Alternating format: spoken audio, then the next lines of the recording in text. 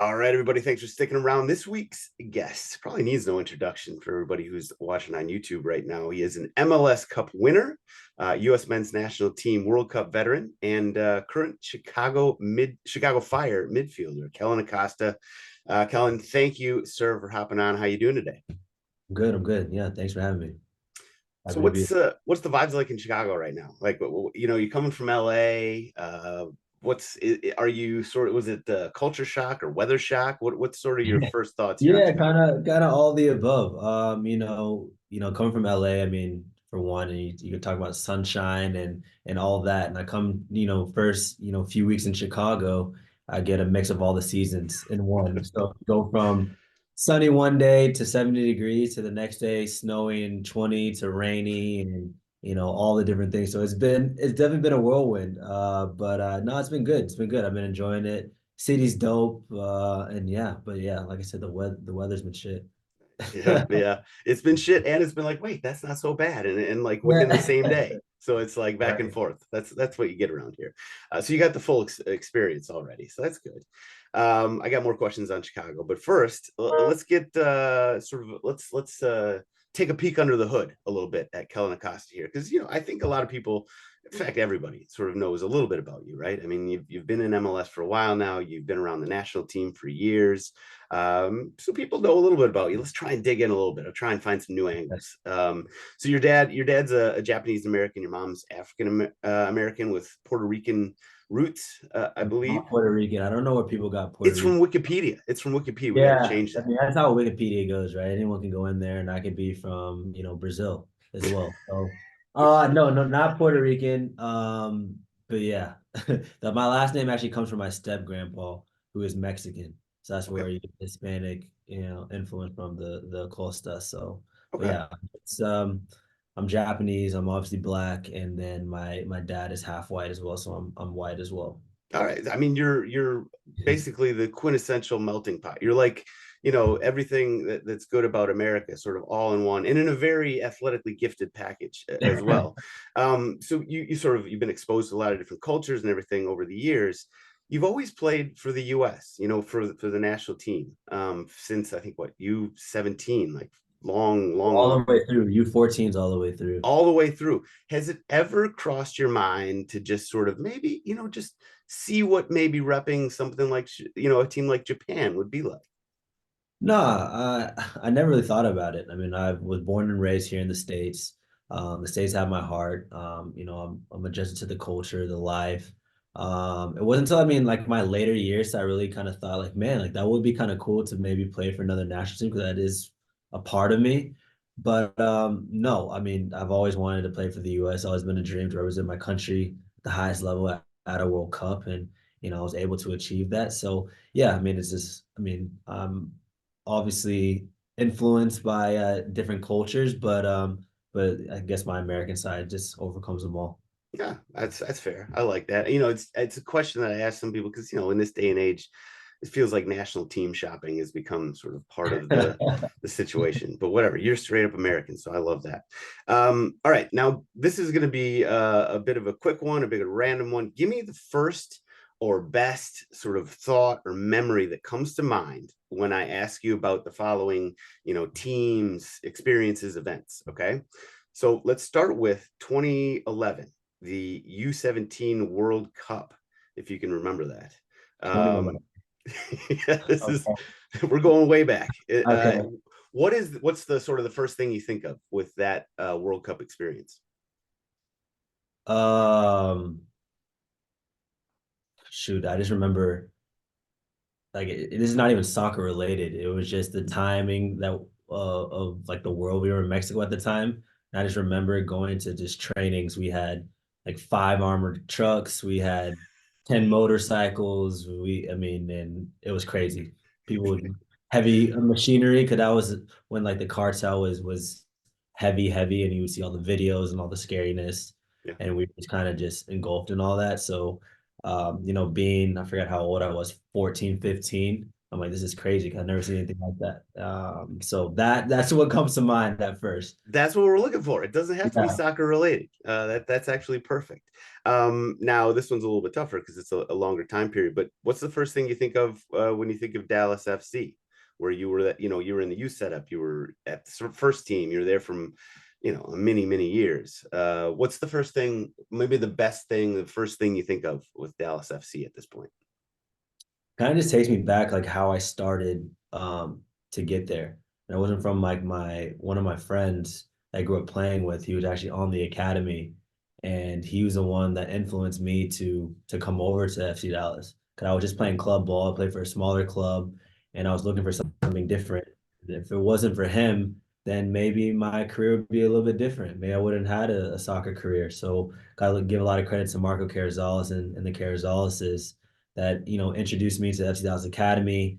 Then yeah, I went to my first training, loved it right away, and yeah, just fell in love. I love the competitiveness. The players were exceptional, so it was a great environment. And shout out to Oscar Pareja and Chris Hayden. Nice, nice. Well, this is totally off subject and not on my question list. But what would you be doing right now if you weren't a soccer player? I mean, now, I mean, I've always wanted to be like a sports broadcaster or a commentator. So maybe that's in the cards for the future. But as far as, growing up, what I was wanted to do, I couldn't tell you. So I'd probably be going to college for a degree, um, maybe like in sports management. I did some college, but I didn't finish. Hopefully, in the future I will, but maybe there's an avenue there where I can explore in the future, if not being a commentator broadcaster. Next one, 2013, the U20 World Cup, where you guys, I think you had a draw against France was kind of the highlight of the World Cup, just to sort of jog your memory. What's the first thing you think of when you think of the 2013 you under 20 World Cup? Yeah, I was a younger guy on the team, so I didn't get any minutes. So it was more of like a learning experience. But I just remember that France game in particular, and I was just Paul Pogba was on the other team, and this is when he already made his full debut within the senior team. And I'm kind of just seeing him, a guy that's in my position, a guy um, that I would potentially be competing against. Just seeing him at that level and his experience was just kind of crazy because it was one of those things where he was on the field and funny enough, his coaches were telling him something and he was like talking back to his coaches and I was like, this is pretty surreal. And I remember that they were like on a team walk together. Everyone was um we're all matching and everyone's matching and he had like his own style to it. Like he had like his beats on in the back, bunch of earrings, bunch of jewelry, doing his own thing in his own world. And I'm just like, man, this is Paul Pogba. I guess he won the player of the tournament. And like he was I mean he was crazy. He was so good. Did you sort of have you followed have you want did you want to follow in his footsteps? Obviously you want to follow in his footsteps from like a soccer perspective. The guy was incredible and he's won a lot of things. But did you sort of see his personality and be like, okay, I can kind of vibe with Yeah, that? I mean, he gave some flavor that was different, right? You don't want to be robotic. I mean, I wouldn't necessarily I would be on the opposite end where I'm kind of like isolated doing my own thing away from everybody else Yeah. and drawing attention. But I just like that was his personality and he embraced it and everyone just accepted it for what it was. And I appreciated that. Okay. Now the next one, 2015 U20 World Cup. You played in a lot of World Cups, by the way. So this is 2015 U20 World Cups. You got second in the group, beat Colorado in the round or Colorado, beat Colombia in the round of 16, and then lost on penalties to Serbia. What's sort of Yeah. the first thing you think of when you think of that World Cup? Um, my red card. I got a red card versus Colombia. Yeah, so I got a red card against Colombia, and we were able to pull through. I think Rubio Rubin scored the game winner to put us through and to play against Serbia. Funny enough, the Serbia coach Paunovic, who was an old coach here Yeah. in Chicago, so got to face against him. But yeah, it was interesting because we actually played Serbia pre-World Cup like tune-up match. They're a pretty good team, and we matched up well against them. So to kind of have like a little rematch was kind of cool, but unfortunately, um, we lost in PKs and yeah, just to touch on PKs, those are the worst PKs I've ever seen by by a team. They were so bad. I was just watching from the stand, just appalled because it wasn't even, yeah, they were so bad. Any shout outs for the particular ones you're like, what was that, my brother? I can't remember exactly, but it was just one of those things where, you practice PKs and everyone, you bury them in training, this, that, and the other. But when it came to that game, everything went out the window. It was pretty bad to watch. And obviously we all know the result, but it obviously it sucks to lose in PKs anyway. Yeah, nothing worse. Okay, another sort of broad time frame one here. Colorado Rapids. You were traded there in July of 2018. Hot start, and then signed a 3-year deal. So, what from your years in Colorado, what stands out most? What stands out most? Um, no, a bunch of things. When I first came to Colorado, I actually got traded a day before my birthday. And so it was kind of unexpected that I was going to Colorado in a sense. And so that not saying that's a dig good or bad, but it was just like the timing of it. And so that was difficult just being traded right before your birthday. So I didn't get to spend it with my friends and family. Like I said, it was a hot start in Colorado. I enjoyed it. And literally 2 weeks later, my son was born. And so it was like a crazy couple weeks for me from, being a new environment, new team, birthday, life event, having my son. My son, yeah, it was crazy because I had to fly in on a Sunday for his birth.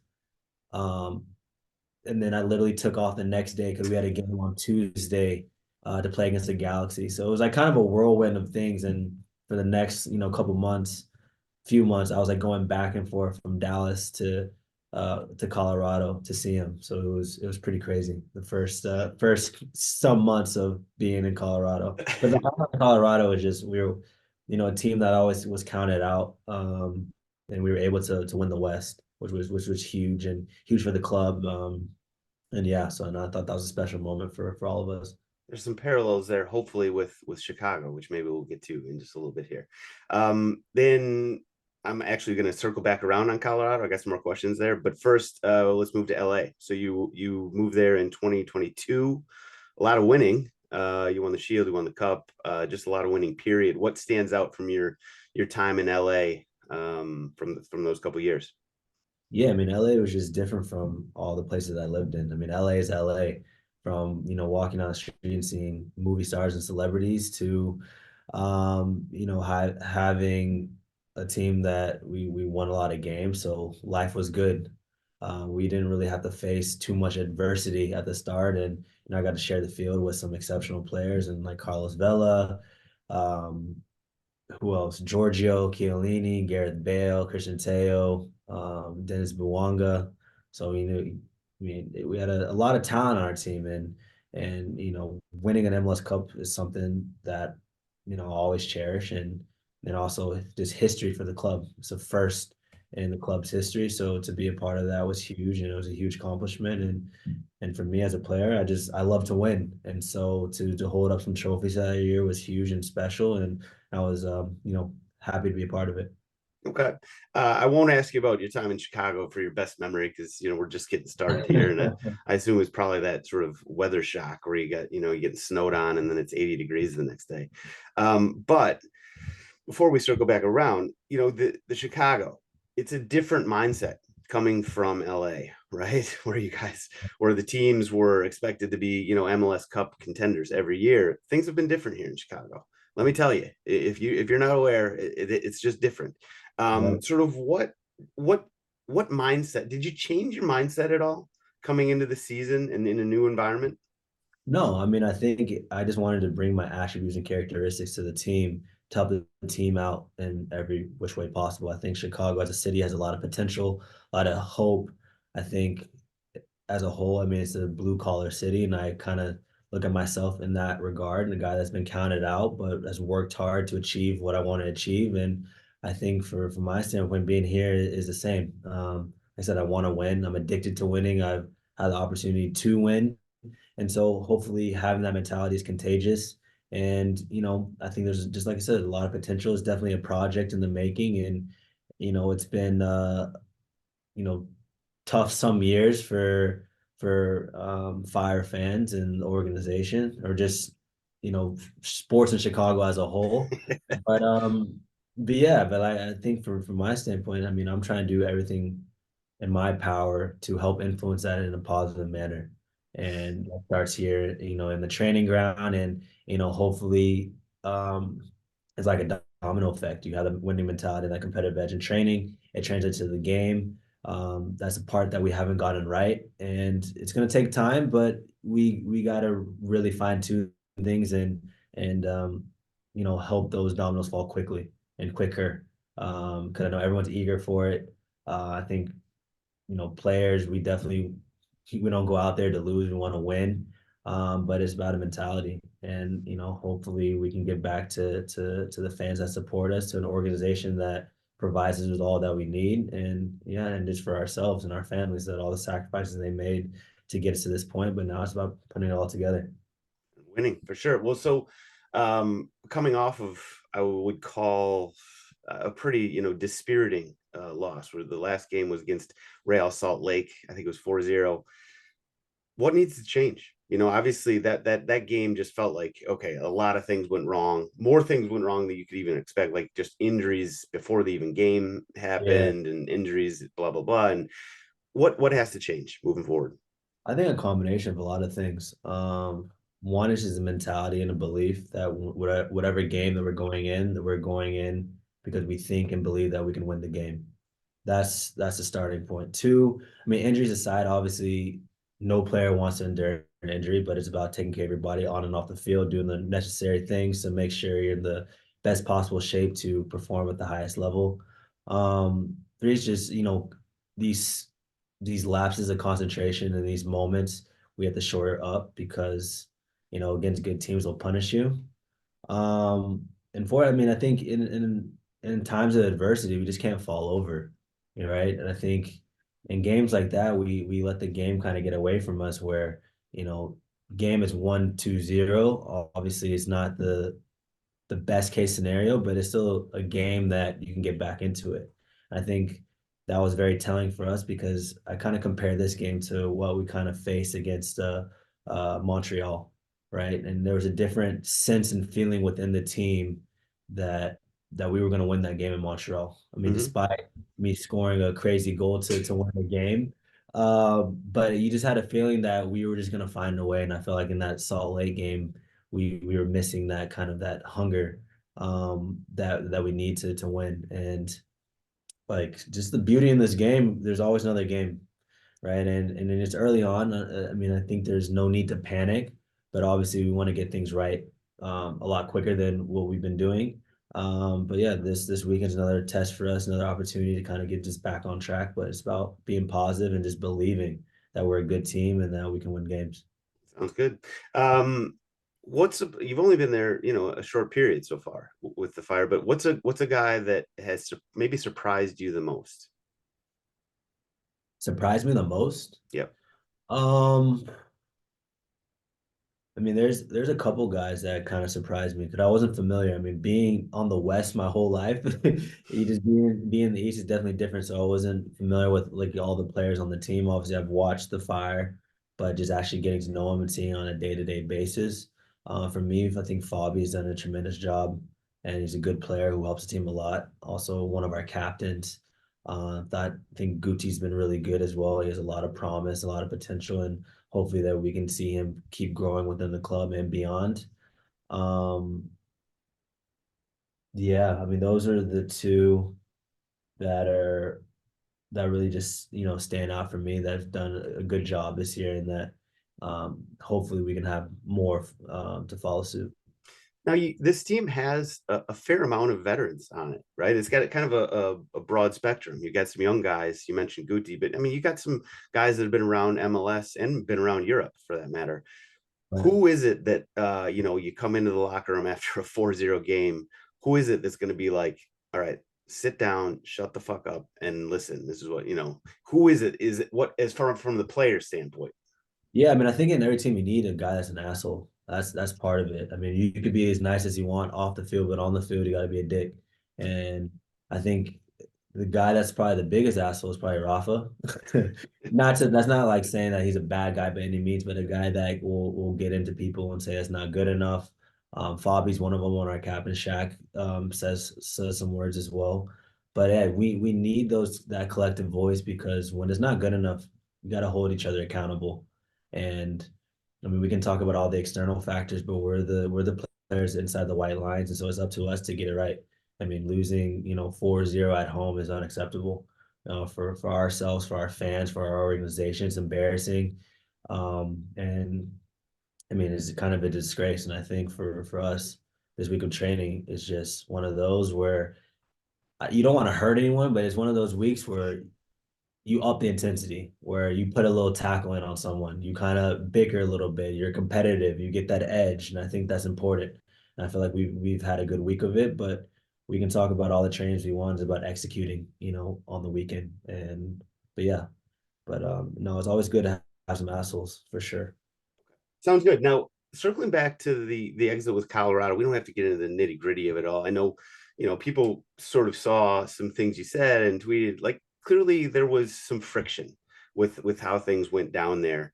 And one of the big, as somebody who doesn't know what happened at all, it seemed like you clearly had an interest in moving to Europe.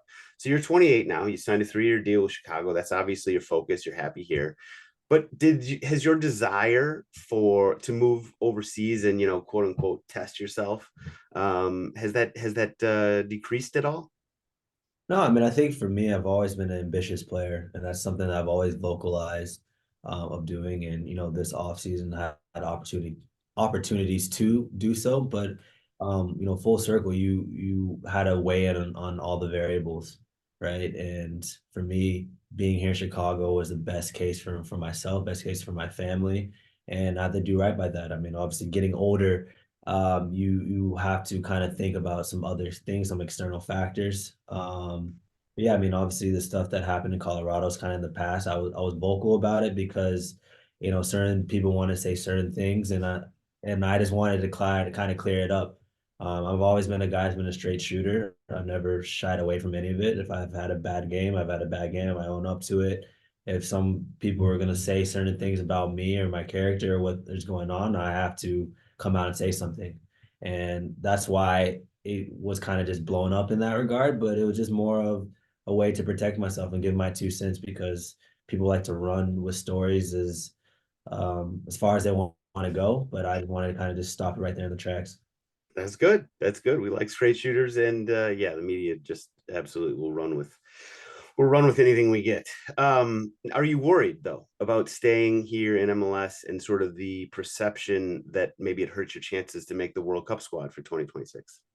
Yeah, I mean, in a sense, yes. But it's not even about that. It's just guys are doing a great job abroad, and it just makes your job a little bit harder, right? You got to really stand out here if you really want to have a shot of making the team. And I think healthy competition is great, but it just allows you to do more. I think perception, U.S. compared to ML or Europe compared to MLS, obviously it's obviously tough because fans are eager to see certain people in the team, which is fine.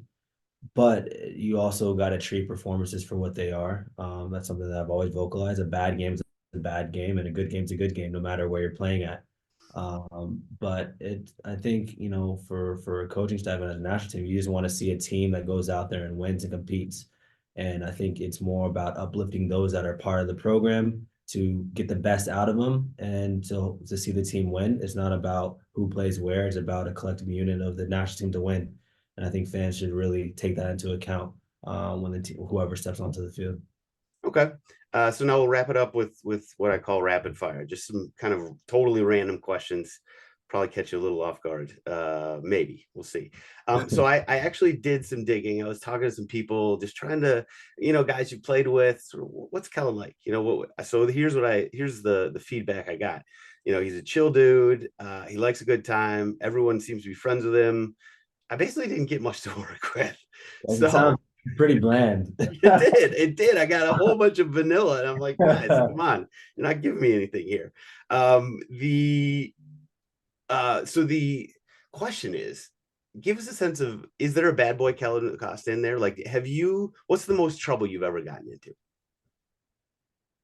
Trouble? Trouble. Oh man, probably with my youth years. I think I'd done like some dumb stuff. I guess me and my friends, we used to go to the malls and yeah, I mean, off the record, I guess. But yeah, we used to go to the malls and we used to have sticky fingers. And we wanted to be up on fashion and I was into polo, Ralph Lauren. And so like the big thing was wearing the little t-shirts that had like the little polo on it. And so back in the day, we used to go into the fitting rooms, throw it on underneath our sweatshirts and walk out. And I got caught one day Oh and man. I had to pick me up from Dillard's in the back of a cop car. It wasn't a whole lot of fun. So yeah, yeah. So kids, don't do that. Don't do that. Stealing is not good. I regret it. I regret it. Okay. Favorite Chicago restaurant so far? Favorite Chicago restaurant? I would want to say Lyra, like a Greek spot in Folsom Market, Okay, nice. If you could play in one league outside MLS, what would it be? Premier League. Stands. We don't even got to follow up. There's a obvious many reasons why that would be. One word to describe Greg Berhalter. One word to describe Greg Berhalter. Um, Calm.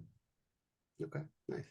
Um, let's see. Do you have, so two more questions and we'll be done. Do you have a place in mind as far as where you want to settle down after you're done playing, or are you sort of open to where the world takes you? Kind of open to wherever the world takes me. Kind of depends on, where I'm playing at. I mean, it could be here in Chicago, could be back home in Dallas. Who knows? Okay, fair Shall enough. see. Fair enough. Last question.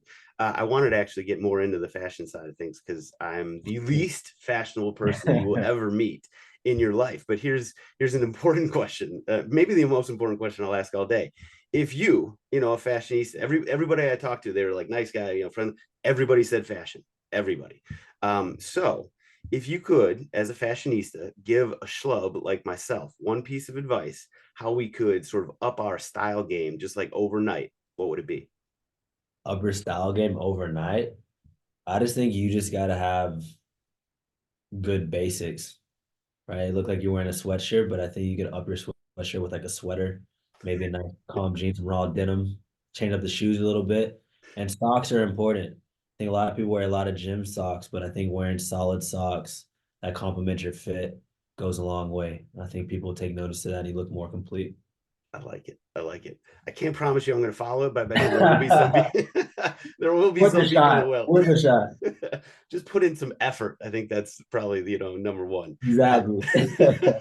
Thank you, Kellyn. I really do appreciate your time. I will be, and I do mean this, rooting for you. I got season tickets for the Fire, so I'll be there. This I weekend. I'll appreciate be it. there moving forward. Hopefully, we see a lot more goals, see a lot more wins, and maybe a playoff game. That would be Yeah, fantastic.